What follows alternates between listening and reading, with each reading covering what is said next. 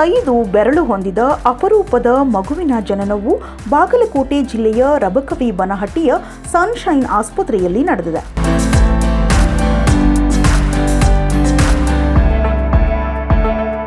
ಗುರಪ್ಪ ಕೊಣ್ಣೂರ್ ಮತ್ತು ಭಾರತಿ ಕೊಣ್ಣೂರ್ ಅವರಿಗೆ ಜನಿಸಿದ ಗಂಡು ಮಗುವಿಗೆ ವಿರಳದಲ್ಲೇ ತೀರಾ ವಿರಳವೆಂಬಂತೆ 25 ಬೆರಳುಗಳನ್ನು ಹೊಂದಿದ ಮಗುವನ್ನ ನೋಡಿ ವೈದ್ಯರೇ ಆಶ್ಚರ್ಯವಾಗಿದ್ದರು.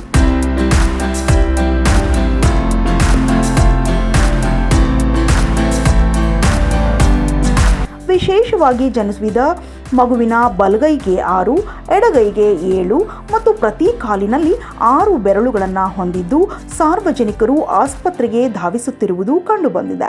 ಈ ವಿಶೇಷ ಮಗುವಿನ ಕುರಿತು ಆಸ್ಪತ್ರೆಯ ವೈದ್ಯೆ ಡಾಕ್ಟರ್ ಪಾರ್ವತಿ ಹಿರೇಮಠ್ ಮಾತನಾಡಿದ್ದು ಹೀಗೆ. ಸದ್ಯಕ್ಕೆ ಕೆಲಸ ಮಾಡ್ತಿರೋದು ಸನ್ಶೈನ್ ಆಸ್ಪತ್ರೆ ರಬಕವಿ. ನಮ್ಮ ಕಡೆ ಒಂದು ಅಪರೂಪದ ದಂಪತಿ ಬಂದಿದ್ರು ಬನಹಟ್ಟಿ ಗ್ರಾಮದಿಂದ. ಅವ್ರ ಹೆಸರು ಭಾರತಿ ಕೊಣ್ಣೂರ್ ಮತ್ತು ಗುರಪ್ಪ ಕೊಣ್ಣೂರ್ ಅಂತಂದು.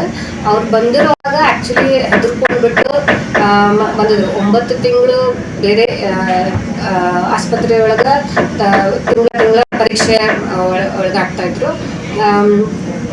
ಏನೋ 6 ತಿಂಗಳೊಳಗಡೆ ಸ್ಕ್ಯಾನಿಂಗ್ ಮಾಡಿದಾಗ ಪಾಪು ಒಳಗಡೆ ಕಾಲಿನ ತೊಂದರೆ ಏನೋ ಇದೆ ಅಂತ ಅಂದ್ಬಿಟ್ಟು ಹೆದರ್ಕೊಂಡು ನಮ್ಮ ಆಸ್ಪತ್ರೆಗೆ ಬಂದಿದ್ರು. ನಾವು ಒಂದ್ಸರಿ ಅಲ್ಟ್ರಾಸೌಂಡ್ ಮಾಡಿ ನೋಡಿದಾಗ ಕಾಲಿನ ಸಮಸ್ಯೆ ಇದ್ದಿದ್ದು ಪ್ಲಸ್ ಪಾಪುಗೆ ಮೆದುಳೊಳಗೆ ರಕ್ತ ಸಂಚಾರ ಕಡಿಮೆ ಇದ್ದದ್ದು ಕಂಡು ಬಂತು. ಹಂಗಾಗಿ ನಾವು ನಾರ್ಮಲ್ ಮಾಡಬೇಕು, ಸಿಜೇರಿಯನ್ ಮಾಡಬೇಕು, ಆಮೇಲೆ ಬೇರೆ ಇನ್ನೂ ಹೆಚ್ಚಿನ ತಪಾಸಣೆ ಮಾಡಬೇಕು ಅನ್ನೋ ಗೊಂದಲದೊಳಗಿದ್ದಾಗ ಅದು ಪಾಪುವಿನ ಮೆದುಳ ರಕ್ತ ಸಂಚಾರ ಕಡಿಮೆ ಇರೋದ್ರಿಂದ ಸಿಜೇರಿಯನ್ ಇವಾಗಲೇ ಮಾಡಿದ್ರಾಯ್ತು ಅಂತ ಡಿಸಿಷನ್ ತಗೊಂಡ್ವಿ.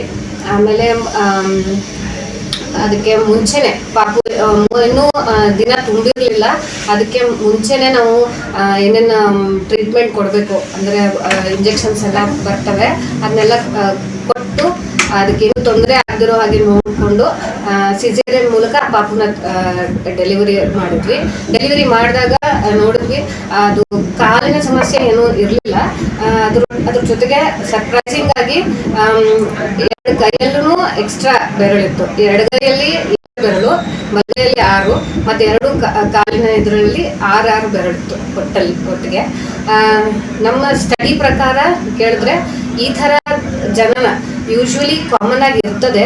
ಬಟ್ 4 ಇದರಲ್ಲಿ 2 ಕೈ 2 ಕಾಲಲ್ಲಿ ಇರೋದು ಸ್ವಲ್ಪ ಕಡಿಮೆ.